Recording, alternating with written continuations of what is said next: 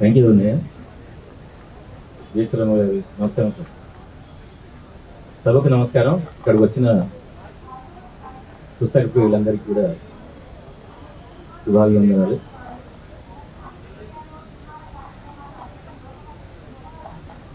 Intermediate స్థాయిలో ఉన్నప్పుడు మొట్టమొదటిసారి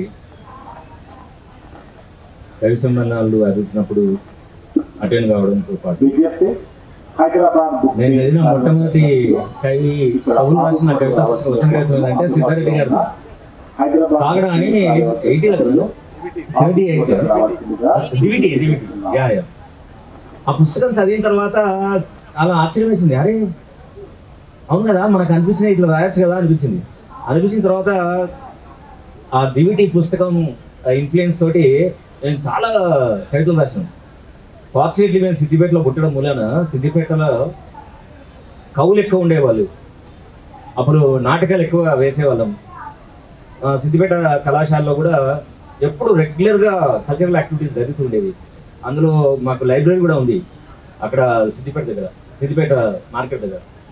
ఆ లైబ్రరీలో రెగ్యులర్గా కవి సమ్మేళనం అవుతుండేవి, చర్చలు జరుగుతుండేవి. ఇవన్నీ కూడా చాలా ప్రభావం చూపించడం ఒక పాటు. కవితలు రాయొచ్చు అని మాత్రం సిద్ధారెడ్డి గారి డ్యూటీ పుస్తకంతో మమ్మల్ని ప్రొవైడ్ చేసి మేము రాయొచ్చు అని అనిపించింది. అప్పుడున్న సిద్దిపేట కళాశాలలో చాలామంది తెలుగు లెక్చర్స్ మమ్మల్ని ఇన్ఫ్లుయెన్స్ చేశారు.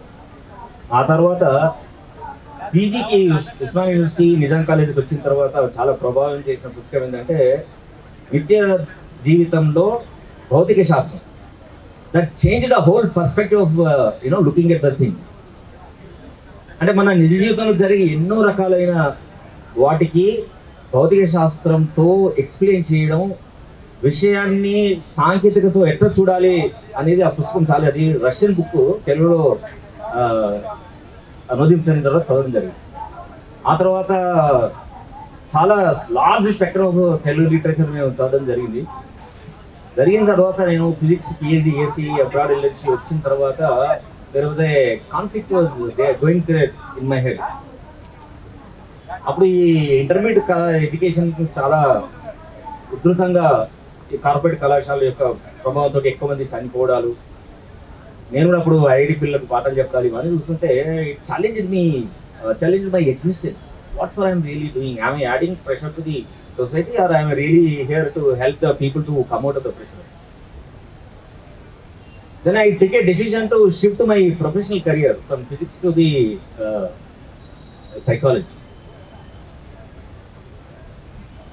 There is a biggest challenge faced by the everybody around me. Na మిత్రులు కానీ కుటుంబ సభ్యులు కానీ ఏంటి అసలు ఒక చాలా ఏమంటారు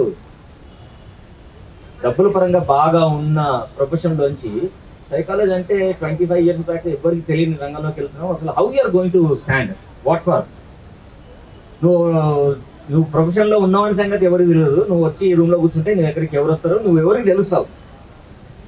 ఆ కాలంలో మాకు ఇంటర్మీడియట్ డిగ్రీ చదువుతున్నప్పుడు శ్రీపాద సుబ్రహ్మణ్య శాస్త్రి పుస్తకం ఉండేది. నా ఒక కథ ఉండేది. అప్పుడు అనుకోకుండా నేను విశాలాంధ్ర పుస్తకాలు వెళ్ళినప్పుడు బంచ్ ఆఫ్ బుక్స్ కొంటే దానిలో శ్రీపాద సుబ్రహ్మణ్య శాస్త్రి కథల పుస్తకం ఒకటి కనబడింది. దాంట్లో చాలా కథలు ఉన్నాయి. గులాబీ అత్తర్ అని ఒకటి ఉండే, తర్వాత వడ్లగింజ అని ఒక కథ ఉంది. That story you cannot believe, it change my whole life style. దాంట్లో ఎట్లా అంటే ఒక చెస్ ప్లేయరు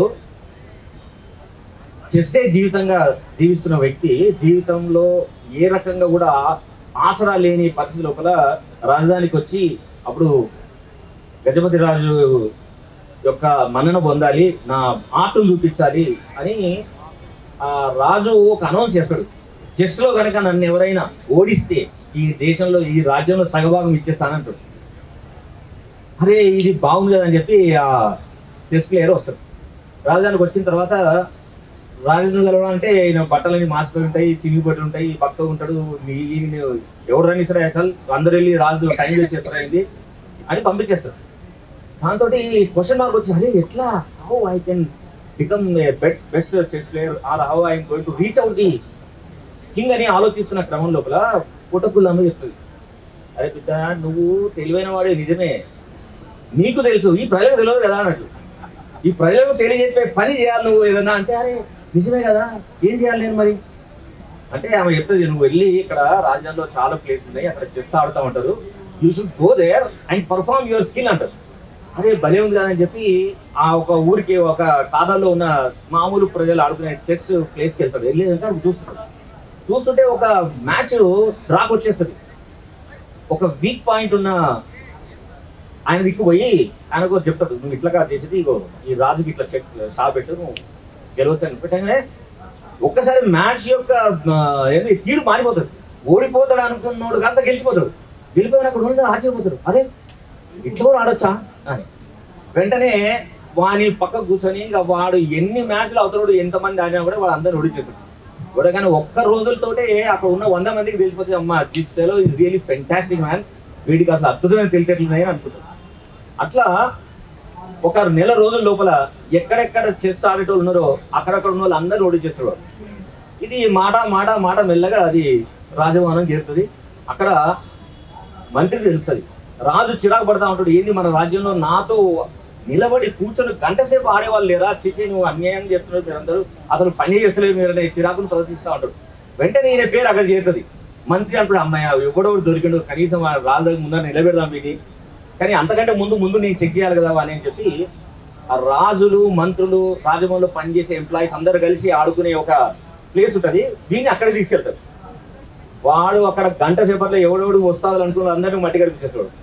అలాగే వాళ్ళందరూ ప్రశాంతం వస్తామయ్య, వీడు right person to reach out the king అనుకుంటారు. రాజుతోటి పోటీ పెట్టిస్తారు. పోటీ పెట్టేసిన తర్వాత ఏంది 15 రోజులు ఆడతారు. రాజు ఆల్మోస్ట్ ఓడిపోయి స్థితికి వచ్చేస్తాడు. రాగానే ఇంకా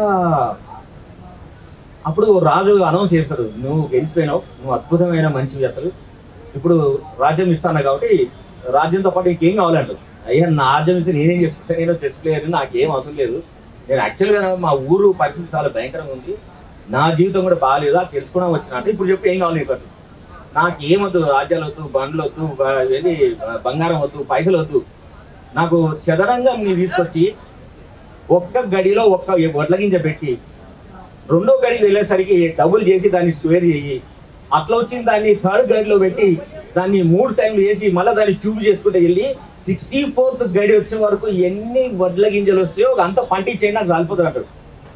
అందుకని రాజు అరే పిక్చర్ నువ్వు నాకు అర్థం కదా, అందరు తీసుకుని మన ఎప్పుడు వచ్చిన అందరూ, నువ్వు నిజంగా వేస్ట్ వేలో ఉన్నావు కూడా నాకు వడ్లాడుతాడా అంటే సరే అంటాడు రాజు అనేసి లెక్కలు మొదలు పెడతాడు. 4 రోజులు లెక్కలు పెట్టి మొత్తం మ్యాథమెటిక్స్ ఎక్స్పర్ట్స్ ఉన్న వాళ్ళందరినీ తీసుకొచ్చి చేస్తే ఆఖరి తెలుస్తుంది ఏంటంటే కనీసం ఒక 50 ఎకరాల విస్తీర్ణం లోపల ఒక 100 సంవత్సరాలు పండితే పంట ఎంత వస్తుందో అంత లెక్క తెలుతాడు.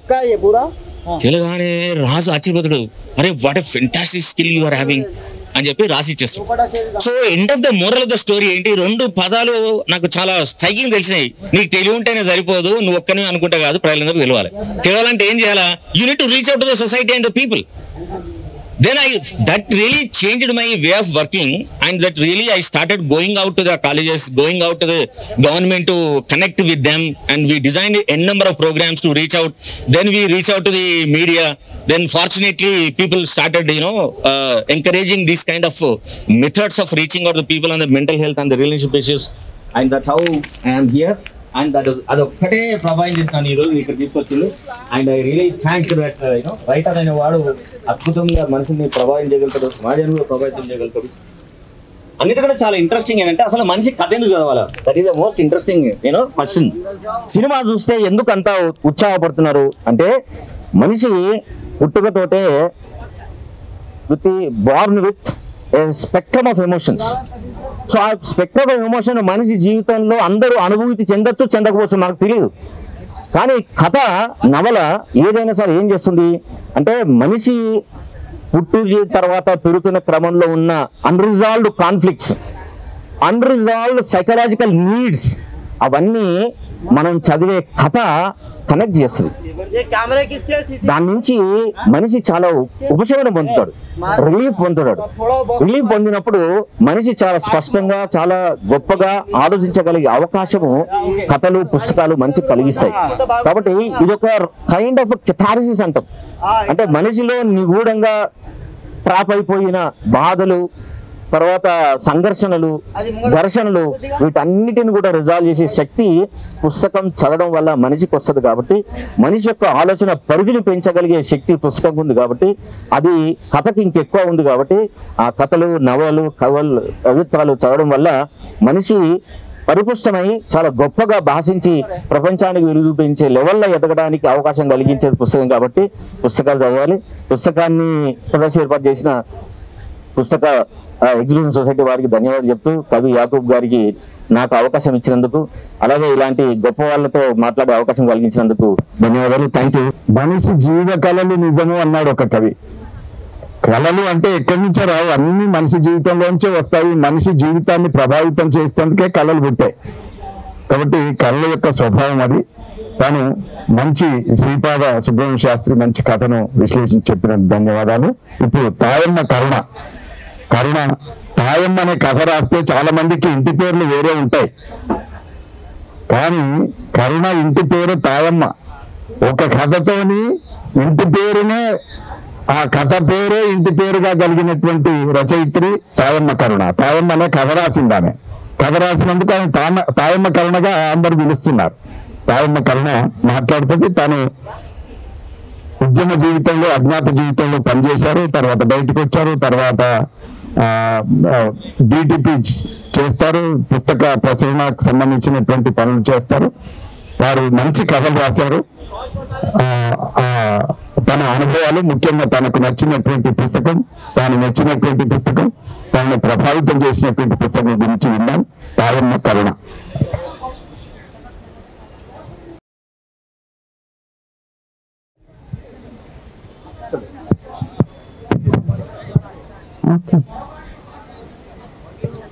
ఇప్పుడు ఇందులో మాట్లాడిన వాళ్ళు అందరు కూడా చాలా వరకు విప్లవ సాహిత్యంతో ప్రభావితమైన వాళ్ళు.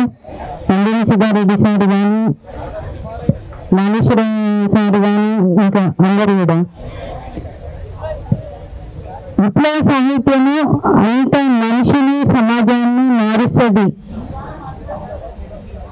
అన్యాయంగా పోరాడాలి అనే స్పృహను కలిగిస్తుంది. లేదా వాళ్ళ జీవితంలో ఎలా బతకాలో కనీసం ఒక నిజాయితీగా బతకడానికి ఒక దారి ఏర్పరుస్తుంది. అట్లా నేను విప్లవ సాహిత్యంతో ప్రభావితురాలైన దాన్ని. నాకు నల్లగొండ జిల్లా వెర్రగొండ. నాకు తెలంగాణ సాయుధ పోరాటం నుంచి విప్లవ సాహిత్యము, మీటింగ్లు ఉంటాయి.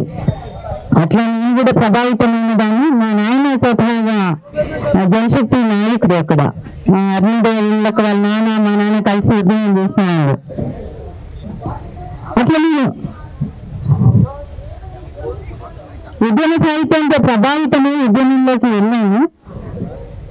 నాకు మొట్టమొదటి పెట్టుబడి, రాసిన పెట్టుబడి నవల చదివినప్పుడు అంటే అన్యాయం ఎక్కడ జరుగుతుంది, లాభం ఎక్కడ వస్తుంది మనిషికి అనేది నన్ను చాలా ప్రభావానికి గురి చేసింది, ఆలోచింపజేసింది కూడా.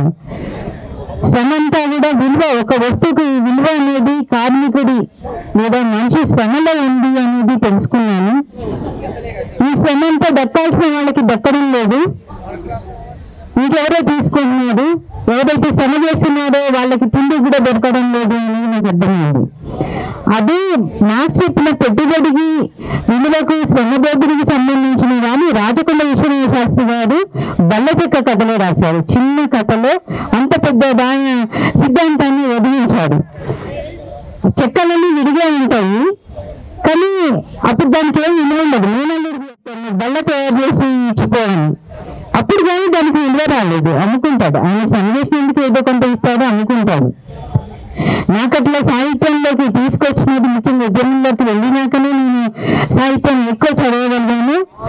అట్లా సాహిత్యంలోకి తీసుకొచ్చిన వాళ్ళు రాచకొండ విశ్వనాథ శాస్త్రి, కారా మాస్టారు, తర్వాత కోకు నవల చదువు నా మీద చాలా ప్రభావం చూపించింది.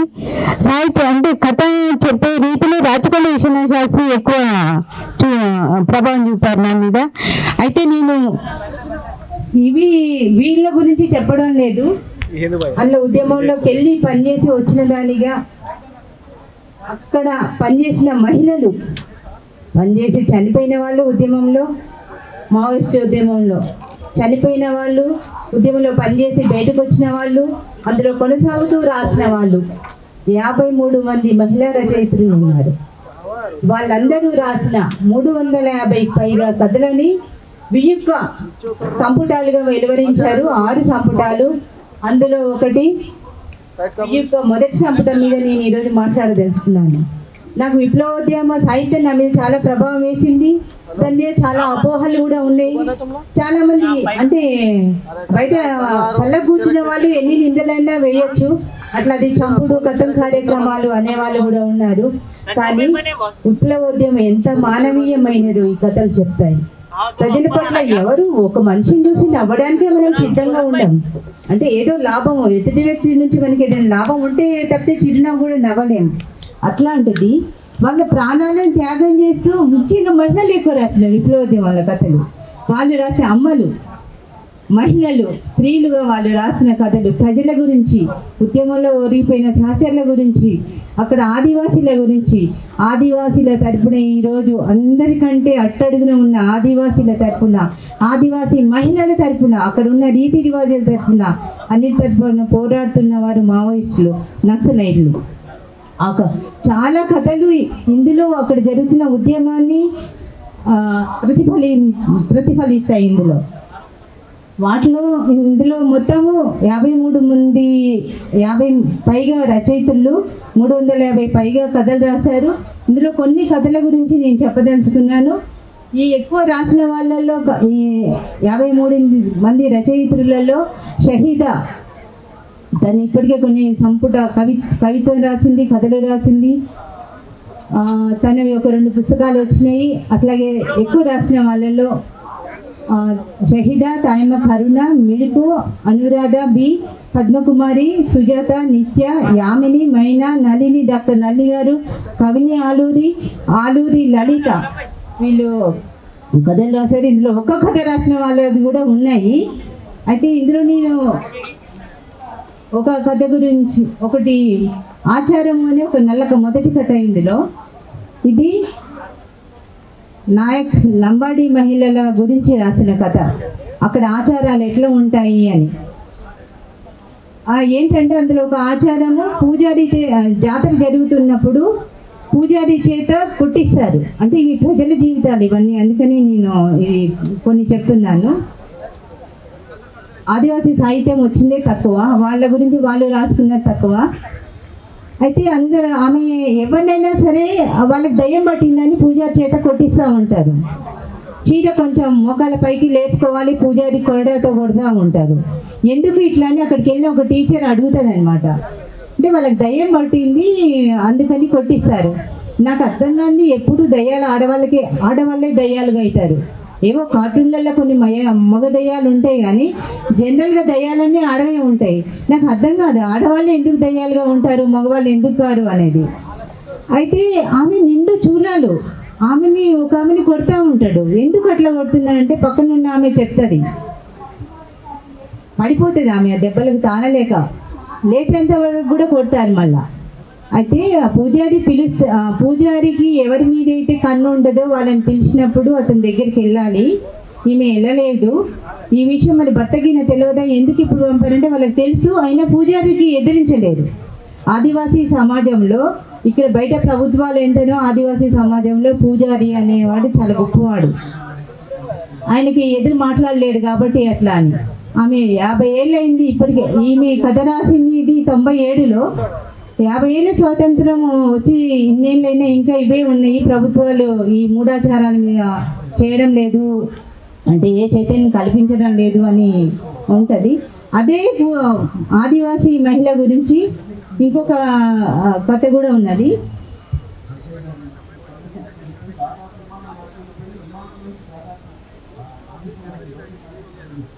జాకెట్ రూప అనే కథ. నిజానికి ఇది మాడియా మహిళల గురించి స్వాతి అనే ఆవిడ రాశారు. అయితే ఈ రూప అనే పేరు నిజానికి ఎందుకనో ఆదివాసులకు ఇట్లాంటి పేరు ఉండదు. మరి ఇందులో ఈ పేరు అట్లా ఎందుకు పెట్టారో తెలియదు.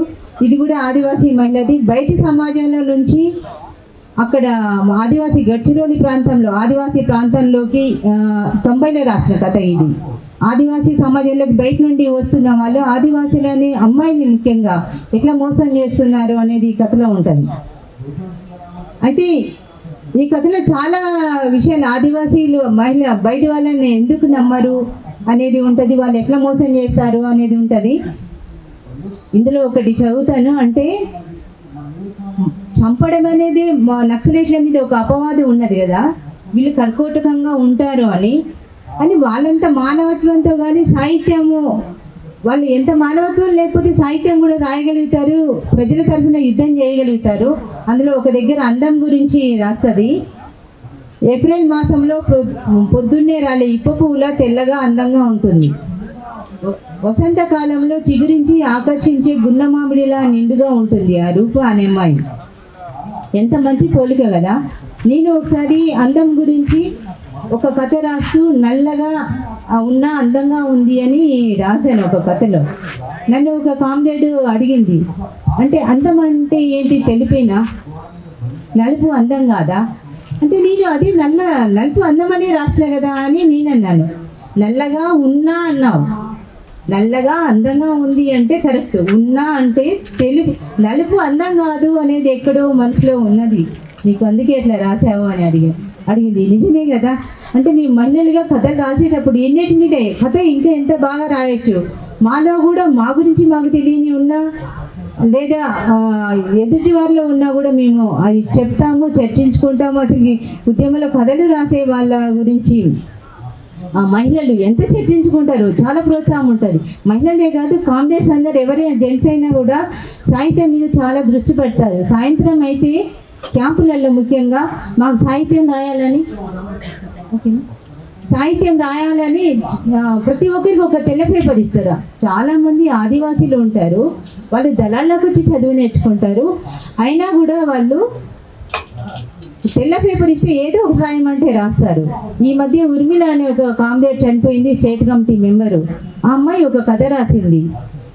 ఇందులో కూడా ఒక కిరి అనే కథ, ఇంకొక ఆదివాసీ అమ్మాయి, వాళ్ళిద్దరు ఆ క్యాంపులోనే రాశారు. అట్లా చాలా కథలు ఉన్నాయి ఇందులో. షహీదా రాసినవి కానీ, కొండసిగిలో భోగుపులోని ఎల్లంకి అరుణ అనే కామ్రేడ్ రాసిన కథలు, ఇట్లా చాలా కథలు ఉన్నాయి, తప్పకుండా చదివదగినవి. అంటే ఇప్పుడు బయట రాసిన సాహిత్యమే చాలా గొప్ప సాహిత్యము, మాది చాలా పెద్ద గీత. విప్లవోద్యమంలో కథం కార్యక్రమాలే ఉంటాయని ఎవరైతే అంటున్నారో, అలా ఆయన ఎవరు నారాయణమూర్తి సినిమాలాగా ఉంటాయని ఎవరైతే అంటున్నారో, నారాయణమూర్తి సినిమాల్ని పేద ప్రజలు చాలా ఓన్ చేసుకుంటారు. ఏసీలో కూర్చొని మనం ఎన్నైనా మాట్లాడచ్చు. అట్లా ఆ పెద్ద గీత పైన ఈ విప్లవోద్యమ మహిళలు రాసిన కథలు ఇంకా పెద్ద గీత అయినవి, అవి చిన్న గీత అని చెప్పదలుచుకున్నా. తప్పకుండా చదవండి ఈ కథలు. అంటే ఉద్యమం అంటే కూడా, సాహిత్యం అంటే ఏంటిదో కూడా మీకు తెలుస్తుంది. Thank you.